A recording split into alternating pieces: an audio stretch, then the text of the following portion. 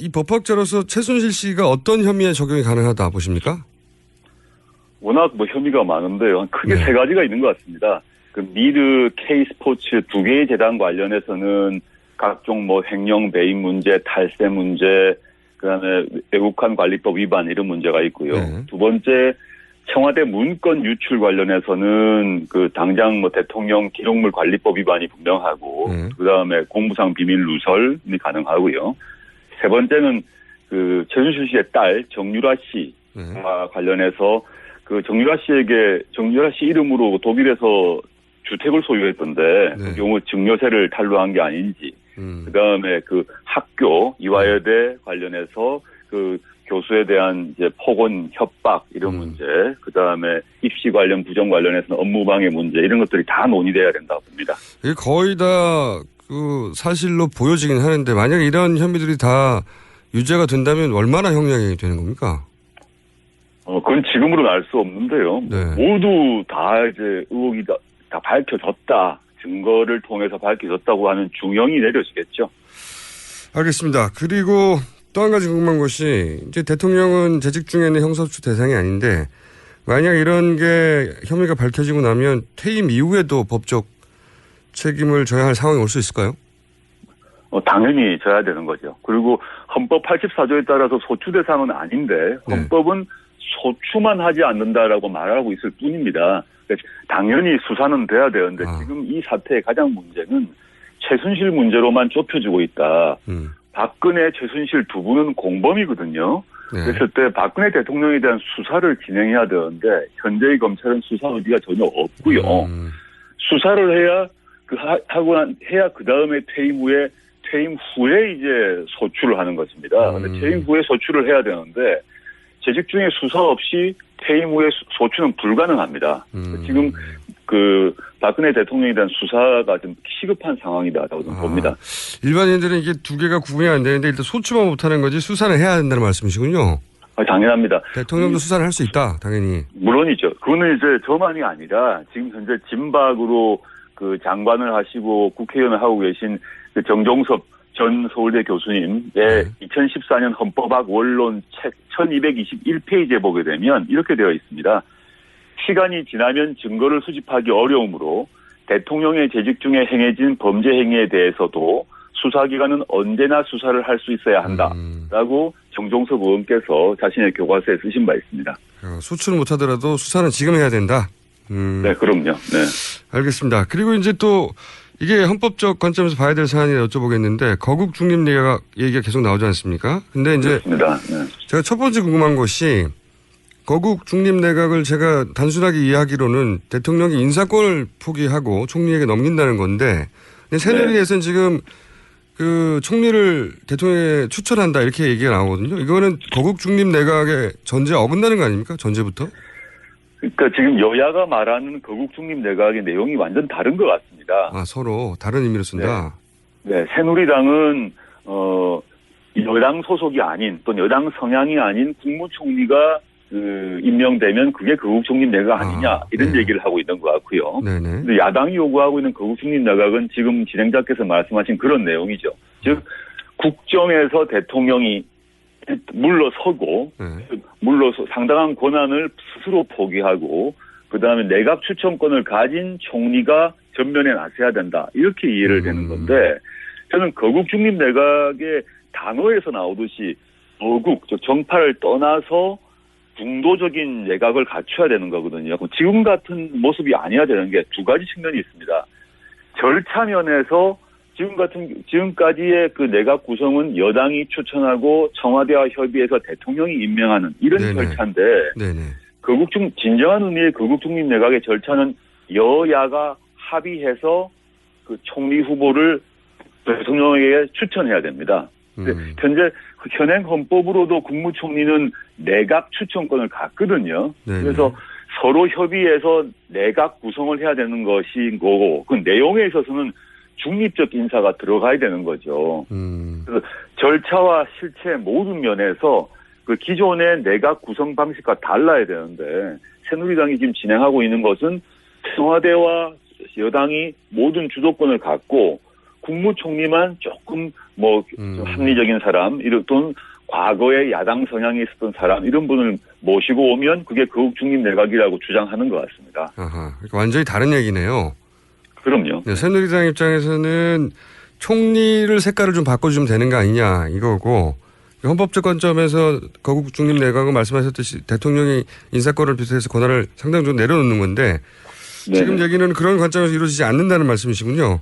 네. 물론 그렇죠. 지금 보면 이 사태의 모든 출발이 뭐냐, 거국 중립 내각 또는 하야, 탄핵 이런 말까지 나오게 된 가장 근본 원인은 박근혜, 최순실 두 사람이 관련된 게이트 때문입니다. 이 전대미분의 게이트, 국정농단 이런 게이트가 터졌는데 이 게이트에 현직 대통령이 책임이 있음이 알려졌습니다. 이런 책임이 있는 분이 국정을 운영하고 내각을 운영한다는 자체는 법률적 문제를 떠나서 정치적으로 완전 잘못된 것이죠. 알겠습니다. 그러면 이건 어떻습니까? 만약에 말씀하신 대로 헌법적 관점에서 거국 중립 내각이 수립이 됐어요. 그런 경우에 대통령하고 총리가 그러니까 의사가 다릅니다. 예를 들어서 국방이나 외교 분야에서 개성공단 다시 열자. 혹은 네네. 일본과 위안부 협상은 무효다. 이렇게 총리가 대통령의 과거 정책에서 완전히 뒤집는 결정을 할 때 대통령이 그건 안 된다. 이럴 수 있습니까? 헌법적 관점에서 제가 여쭤보는 건데. 권한상으로 할 수 있겠죠. 할 수 있지만 진정한 의미의 거국중립 내각이 만들어졌다면 대통령의 그런 요구는 먹히지 않을 거라고 봅니다. 권한상으로는 할 수 있다는 말씀이신 거죠? 네. 네네. 여전히 대통령이니까요. 아, 그렇군요. 그러면 이것도 궁금합니다. 최근에 이 거국중립 내각을 사실상 제대로 된 거국중립 내각이 아니다. 그렇기 때문에 야권이 이걸 받는다면 법무부 장관을 확보해야 된다. 이런 주장을 하셨어요. 이유가 뭡니까? 네, 맞습니다. 제가 아까 말씀드렸듯이 이번 사태의 가장 근본 원인은 박근혜, 최순실 두 사람에 의한 게이트 때문이거든요. 그래서 사람들이 분노하는 것도 그것 때문이죠. 그러려면 수사를 해야 되는데 최순실에 대한 수사뿐만 아니라 박근혜 대통령에 대한 수사가 가능해야 됩니다. 그러려면 그 수사를 누가 책임지느냐? 현재는 검찰총장이 책임지고 있죠. 네. 그런데 검찰총장의 위는 법무부 장관입니다. 그리고 청와대에는 민정수석이 있습니다. 즉 네. 청와대의 민정수석과 법무부 장관이 서로 조율을 해나가면서 현재의 게이트에 대한 수사를 총진행하고 있는데 네. 현재는 두 사람 모두, 즉 법무부 장관과 민정수석 모두 박근혜 대통령이 임명하고 박근혜 대통령의 지휘를 받고 있다는 거죠. 네. 그럼 이 게이트에 대한 진실 규명이 불가능하다라고 보고, 저는 만약에 거국중립 내각이 합의된다 하면 법무부 장관만큼은, 다른 여러 자리도 중요하지만 법무부 장관만큼은 야당이 추천한 인사가 들어가서 검찰 수사에 대해서 전체적인 지휘를 해야 된다라고 봅니다. 알겠습니다. 그런데 법무부 장관이 검찰을 어느 정도 통제하려고 하더라도 민정수석이 또 직접 지휘를 하려고 하지 않을까요? 충돌하지 않을까요? 개입하려고 하겠죠. 법무부 장관은 그걸 막을 수 있나요? 야당 추천 법무부 장관 직함을 갖고 있으면 상당 부분 막을 수 있다고 봅니다. 물론 충돌이 있겠습니다만은 장관직을 만약에 매우 법무부 장관의 수사 전체적인 계획에 대해서 민정수석이 부당하게 간섭한다. 그러면 장관이 할 수 있는 방법이 공개적으로 사표를 내버리는 거죠. 이런 식으로 정면 충돌까지 불사하면서 수사 의지를 갖고 있는 그런 정면 충돌을 불사하는 그런 수사 의지를 갖고 있는 장관이 된다면 상당 부분 가능하다고 봅니다. 알겠습니다. 또 한 가지 여쭙고 싶은 것은 이게 최재경 민정수석에 대해서 말들이 많습니다. 예를 들어서 최병렬 전 한나라당 대표 조카이기도 하고 조선일보 출신인 최구식 전 새누리당 의원과 사촌지간이기도 하고 이러면서 이분들이 과거 친이계로 분류되다 보니까 민정수석과 관련해서 친이계가 청와대로 다시 재진입한 거 아니냐 이런 얘기도 있고, 또 한편에서는 조선일보 라인의 힘이 강해진 거 아니냐 이런 얘기도 있거든요. 그러니까 민정수석 임명 하나로 끝나는 문제가 아니라 민정수석에 어떤 영향을 미칠 사람들, 세력에 대해서 우려해야 되는 거 아닌가 이런 생각이 드는데. 그렇겠죠. 전 최재경 신임 민정수석 같은 경우 전 수석, 즉 우병우 전 수석보다는 검찰 내 신망은 높은 걸로 알고 있습니다. 네. 그렇지만 이분이 그 범보수계라고 봐야 되는데요. 박근혜 정권을 수호하겠다는 호위무사라는 점에서는 어떤 차이가 없고요. 그 점에서 우병우 수석과 굳이 비교하자면 난형난제 관계라고 좀 보이고요. 네. 그리고 뭐 친이계다보다는 저는 이 사람의 그 최재경 수석의 기본 특성은 검찰계라고 봐야 될 것 같습니다. 검찰계. 검찰계이고 그 검찰로서의 그 모든 특성을 다 가지고 있는 것이고 이번 추천도 김기춘 전 비서실장이 추천한 걸로 알고 있는데 오히려 김기춘 스타일이 아닐까 저는 생각해 봅니다. 알겠습니다. 사실 저희가 이렇게 이야기가 재밌게 진행될 줄 모르고 시간을 짧게 잡아뒀어요, 교수님. 그래서 상관없습니다. 오늘은 한 가지 질문 더 드리고 사실 궁금한 점이 더 많은데 다시 한번 연결하도록 하고요. 시간을 더 알려드리고 하나만 더 여쭤보자면 아까 이화여대 말씀도 하셨는데 근데 궁금한 것이 이화여대 특히 여러 가지 의혹 있지 않습니까? 뭐 학점 의혹도 있고 뭐 입학 의혹도 있고 뭐 라이프 대학 승인과 관련된 의혹도 있는데 이 중에서 이제 정유라 학생과 관련된 특혜가 어느 정도 사실로 드러나면 이게 입학 취소가 법적으로 가능합니까? 당연히 가능하죠. 예. 그렇습니까? 당연히 가능합니다. 그런 경우도 많이 있습니다. 실제? 실제 이런 유사한 일이 벌어졌을 때 입학 자퇴나 뭐 휴학이나 이게 아니라 입학 자체를 취소하는 일이 실제 여러 대학에서 있었고요. 이화여대에서 스스로 결단해야 될 문제다. 지금 이제 감사가 들어갔을 건데요. 네. 감사를 통해서 밝혀지게 되면 이화여대에서 아마 결단을 내려야 된다고 봅니다. 알겠습니다. 아주 명쾌하게 말씀해 주셨는데 오늘은 저희가 여기까지만 하고요. 교수님. 네. 이 거국 중립 내각이 실제로 구체적으로 진행되면 이 헌법적 관점에서는 어떨지 여쭤봐야 될 게 많을 것 같아요. 네. 네네. 오늘 여기까지 하겠습니다.